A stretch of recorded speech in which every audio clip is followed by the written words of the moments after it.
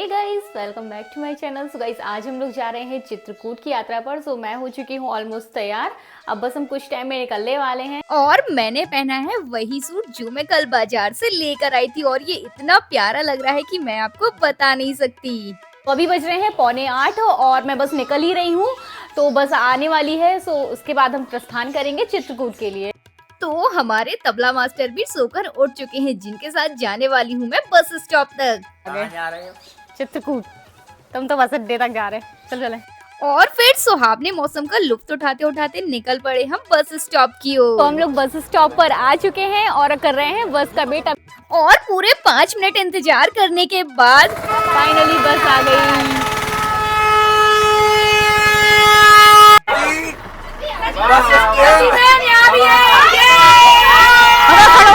आराम से। और हम सभी पहली बार एक साथ कहीं यात्रा पर जा रहे थे, जिस कारण से सभी बहुत ज्यादा खुश थे। क्यों भी स्कूल जा रहे हैं क्या? हम स्कूल पहुंच गए।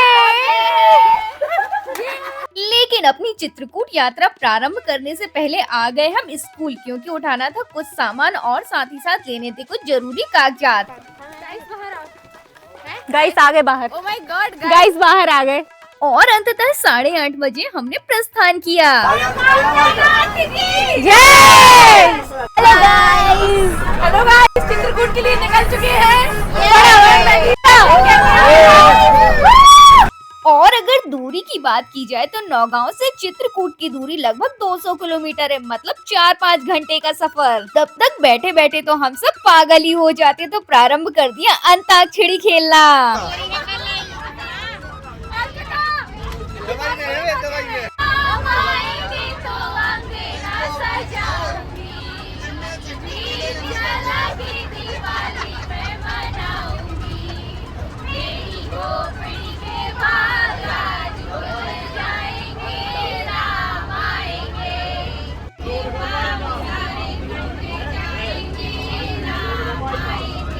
फिर रास्ते में पेट्रोल पंप पर रुककर करवाई हमने बस की टंकी फुल। साथ ही साथ प्राचार्य महोदया ने दिए कुछ जरूरी निर्देश। Hi everyone, we are going for a tour. Chitrakoot जा रहे हैं हम सब.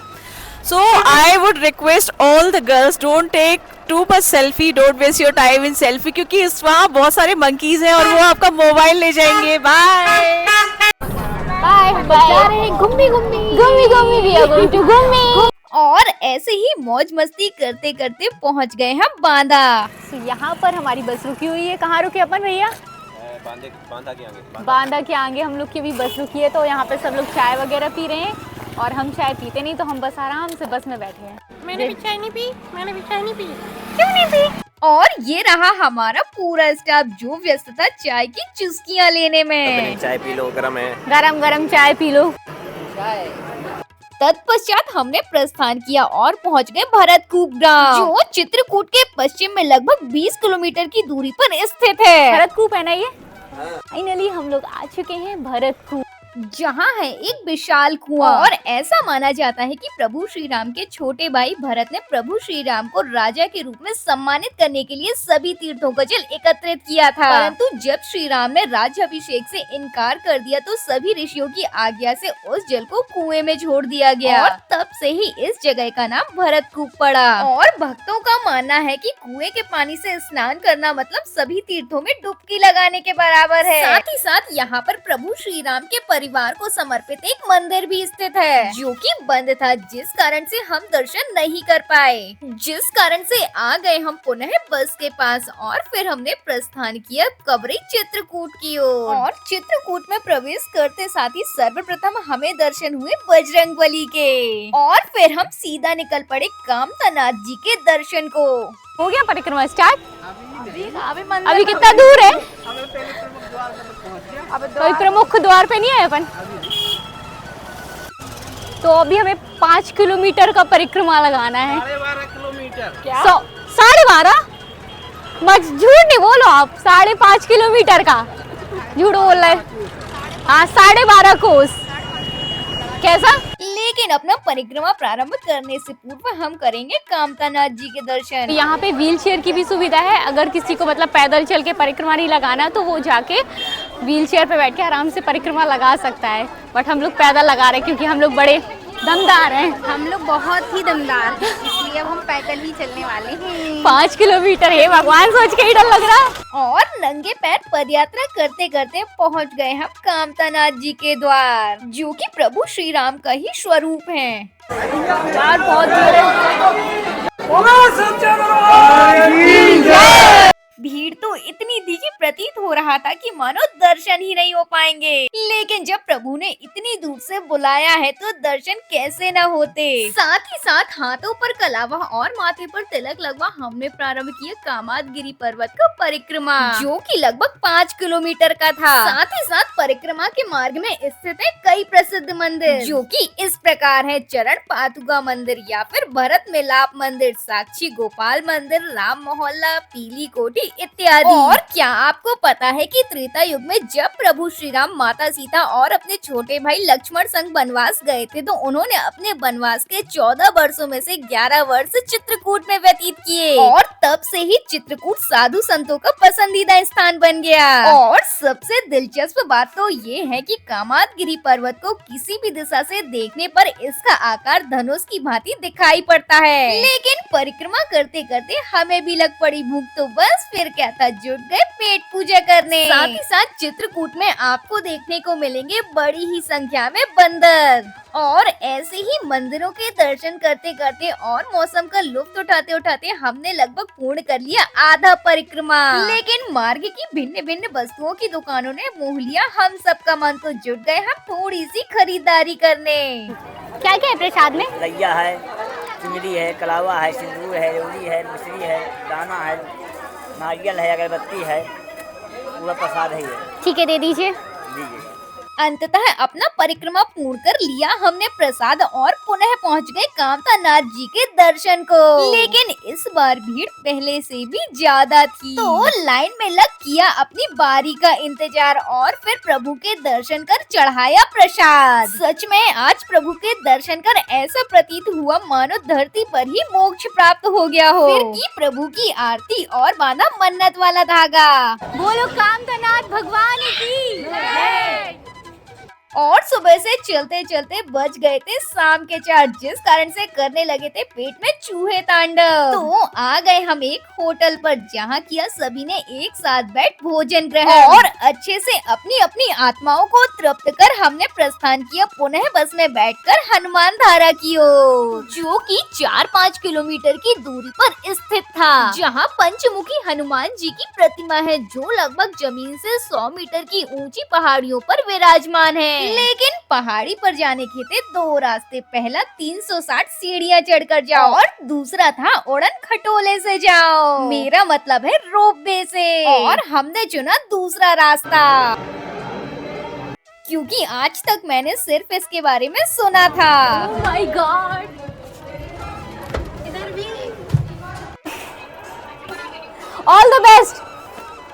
वीडियो बना। मजा आ रही यार, फर्स्ट टाइम आए, मजा आ गया।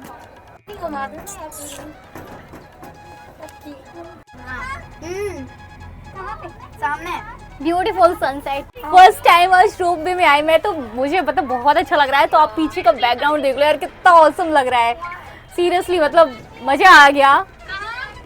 ओ भाई साहब, इन्हें तो बीच में लटका दिया, क्या कर दिया। ऊंचाई पर जाते ही उड़न खटोला 3 सेकंड के लिए रुक गया ताकि हम नीचे का दृश्य अच्छे से देख सकें। और फिर निकास द्वार से निकलकर हमने प्रस्थान किया हनुमान धारा की ओर। और यहाँ की सबसे खास बात यह है कि यहाँ की धारा का जल हनुमान जी को स्पर्श करता हुआ बहता है, जिस कारण हम इसे हनुमान धारा कहते हैं। साथ ही साथ हनुमान धारा के बारे में यह भी कहा जाता है कि जब हनुमान जी ने लंका में आग लगाई थी तो वह अपनी पूंछ की आग बुझाने के लिए इसी स्थान पर आए थे, और इस स्थान के दर्शन करने मात्र से ही मनुष्य तनाव मुक्त हो जाता है, साथ ही साथ उसकी हर मनोकामना पूर्ण होती है। साथ ही साथ मार्ग में मिलेंगे आपको ढेर सारे बंदर, जिन्हें भोजन कराने से हमें पुण्य की प्राप्ति होती है। और ऐसे ही सीढ़ियाँ चढ़ते चढ़ते हमने प्रस्थान किया सीता रसोई की ओर, जहाँ वनवास के समय माता सीता खाना बनाती थी और ऋषियों को भोजन करवाती थी। लेकिन उसके बीच मिले हमें मार्ग में कई अनगिनत मंदिर, जिनके दर्शन करते करते हम आगे बढ़ते रहे। लेकिन सुबह से चलते चलते हालत हो गई थी बहुत खराब।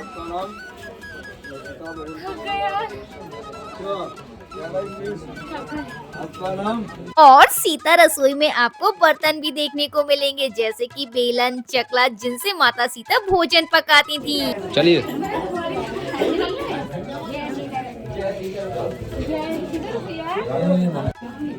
नहीं खाली नहीं जाना बिटिया, खाली नहीं जाना। भैया का यहाँ से कोई खाली नहीं गया। और यह भी कहा जाता है कि जो भी भक्तगण माता सीता की रसोई के दर्शन करता है, उसका घर हमेशा धन्य धान्य से भरा रहता है और उसकी हर मनोकामना पूर्ण होती है। और अंततः पहुंच गए हम पंच ऋषियों के पास, जिन्हें माता सीता भोजन करवाती थी।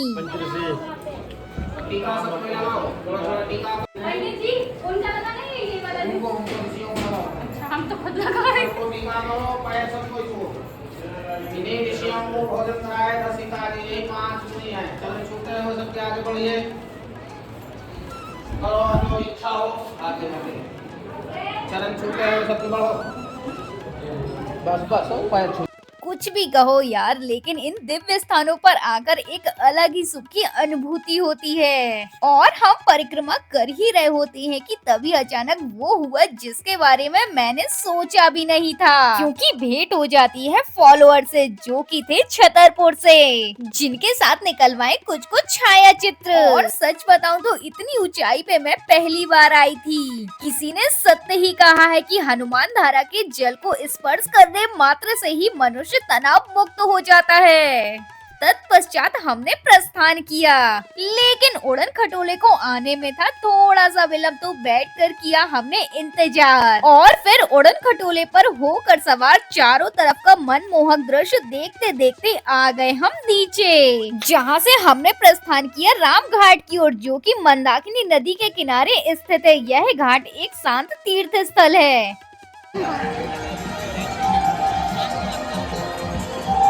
साथ ही साथ यह भी कहा जाता है कि इसी स्थान पर प्रभु श्री राम ने अपने पिता महाराज दशरथ का पिंडदान किया था। लेकिन यार कुछ भी कहो, घाट की सुंदरता और रंग बिरंगी नाव ने मोह लिया हम सभी का मन, जिस कारण से हम खुद को नाव पर सवार होने से रोक ही ना सके। वैसे तो सबसे पहले आना पड़ता है इस घाट पर और फिर स्नान कर करनी पड़ती है कामादगिरी पर्वत की परिक्रमा। लेकिन हम आए यहाँ पर सबसे आखिरी में, क्योंकि करने थे आरती के दर्शन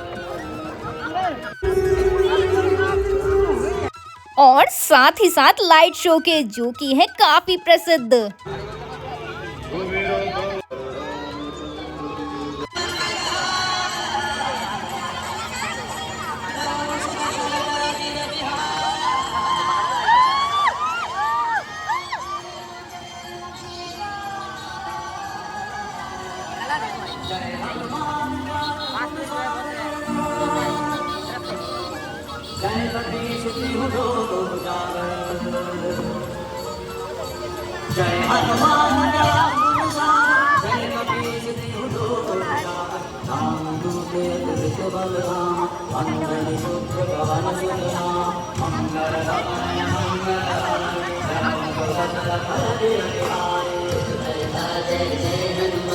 यार मतलब मेरे पास शब्द नहीं है। मतलब यार इतना शानदार लाइट शो जिसे देखकर तो मेरी आंखें फटी की फटी रह गई। बस ऐसा लग रहा था कि बस यही बस जाओ, लेकिन क्या करें, मजबूरी है। तो अंततः सामूहिक छाया चित्र लेकर हमने प्रस्थान किया। तो सुबह की भांति पुनः खाते पीते गाते बजाते रात्रि का लुफ्त उठाते उठाते पहुँच गए हम बांधा उसी ढाबे पर जहाँ हमने सुबह ली थी चाय की चुस्कियाँ। लेकिन इस बार हम चाय पीने नहीं अपितु आए थे भोजन ग्रहण करने,